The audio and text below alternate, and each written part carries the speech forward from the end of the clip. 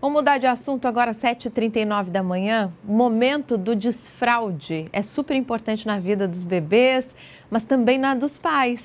No quadro Família em Sintonia hoje, a gente vai mostrar como é que foi esse processo para a pequena Anne, de 2 aninhos. O mundo lúdico teve papel importante aí nesse processo.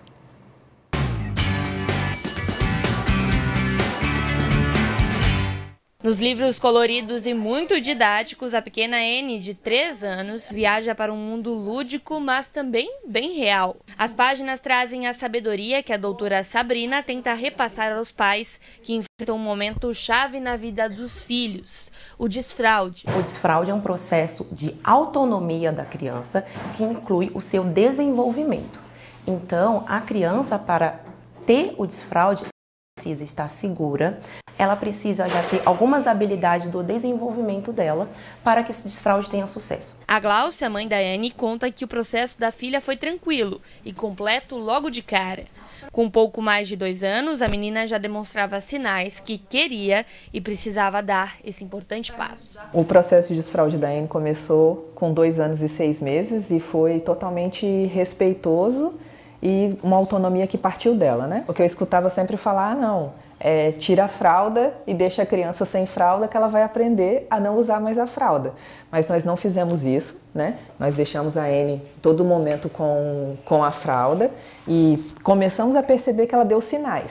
Quais foram os sinais? Ela amanhecia com a fralda seca, então passava a noite inteira e amanhecia com a fralda sequinha e só fazia xixi a hora que acordava. Mas a nefrologista pediátrica explica que a idade não é uma regra. Pelo contrário, cada criança tem particularidades e seu próprio tempo. Respeitar o processo é fundamental. O desfraude ele pode acontecer tanto do dia, da noite e o desfraude do xixi, do cocô.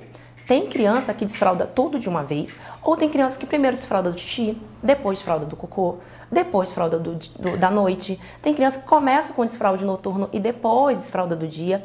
É um processo muito particular da criança. Para facilitar a consolidação desse hábito de forma natural, algumas técnicas podem ajudar. O lúdico é um outro passo que a família pode fazer. E a escola também pode trabalhar esse lúdico com histórias, com brincadeiras, com joguinhos. Isso tudo vai fazer com que o processo seja mais tranquilo e a criança entende, peraí, estou com a minha bexiga cheia, estou com vontade de fazer cocô. Os livros são bons aliados porque trazem histórias lúdicas, mas a rotina da própria família também tem um papel muito importante. Quando nós percebemos que ela deu os sinais que estava começando a ficar pronta para o desfraude, a gente usou o lúdico, que foram vários livros, né? Inclusive esse daqui foi um que foi bastante usado, do Meu Cocô Amigo. Vem os cards todos ensinando o processo, né? Então baixa a calcinha, senta no vaso, limpa, dá descarga. Todo esse processo a gente inseriu tudo isso e deixamos sempre o pinico e o assento de redução para ela decidir o que seria confortável. Que lindo, estamos ambas apaixonadas pela Anne. Linda! Linda demais, né? E inspiradora também, inspirando famílias. Muito bom dia, Thalita Tonin, nossa orientadora parental. A gente segue no assunto agora no Família em Sintonia, Vamos lá, olá pessoal de casa. Hoje um aí interessante para ajudar vocês, um momento importante da família. Para a gente começar, existe um momento ideal para o desfraude da criança acontecer? Geralmente, a criança deixa a fralda por volta dos 3 anos em média. Essa é uma idade que a gente chama de norteadora, mas jamais é igual para todas as crianças. Temos que entender que o processo de desfraude ele é uma construção. Então, ele se inicia por volta dos 18 meses e pode levar aí até os 5 anos, olha, para se concretizar por completo. Tanto o desfraude noturno e diurno. Portanto, pais, avós, escolas que nos assistem, deixar a fralda não é uma competição, gente. Para saber se o seu filho deixou a fralda primeiro, que o do vizinho, que o do coleguinha.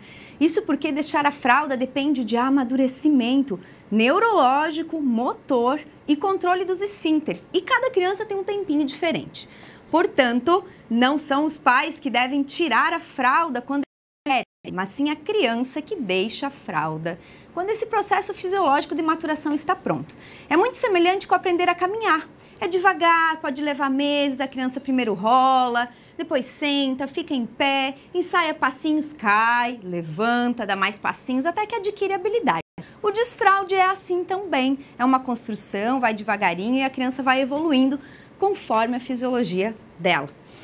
Mas, doutora, para a gente entender, então, o que os pais fazem? Então, qual é o papel deles? Vamos lá. Bom, podem ser pais que a gente fala coadjuvantes no processo. Observar os sinais de início. Atenção! Fralda seca por muito tempo, perceber se a criança se esconde atrás da cortina para fazer xixi, se interrompe o brincar para ir ao banheiro. E se sabe para que o banheiro. Diante disso também tem livrinhos, como a gente viu na reportagem, levar a criança junto com você para o banheiro, assim ela aprende por imitação. Muita conversa também, explicando e repetindo, mas sem aquela cobrança de que o processo aconteça na hora em que vocês, pais, desejam. E claro, a famosa paciência, para limpar os escapes de xixi pela casa, porque eles vão acontecer, gente, faz parte da conquista dessa habilidade na vida. E agora eu fiquei pensando, o desfraude noturno é diferente? Os pais, por exemplo, precisam acordar a criança durante a noite para ir ao banheiro, ensinar?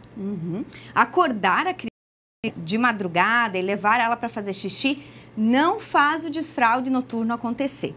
Ao contrário do que a maioria das pessoas pensam, não se ensina uma criança a parar de fazer xixi na cama.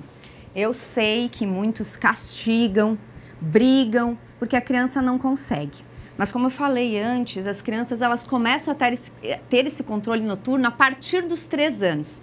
E é por volta dos 6 que a maioria delas parou de fazer xixi na cama. Entretanto, gente, 15% das crianças são enuréticas, ou seja, elas permanecem urinando na cama. E esse é um problema mais comum até em meninos. E sabiam que tem característica familiar?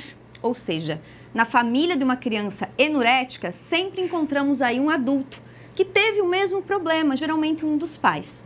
Outro ponto a destacar é a produção do hormônio responsável pelo controle noturno da micção. É o hormônio antidiurético, ou também chamado de ADH.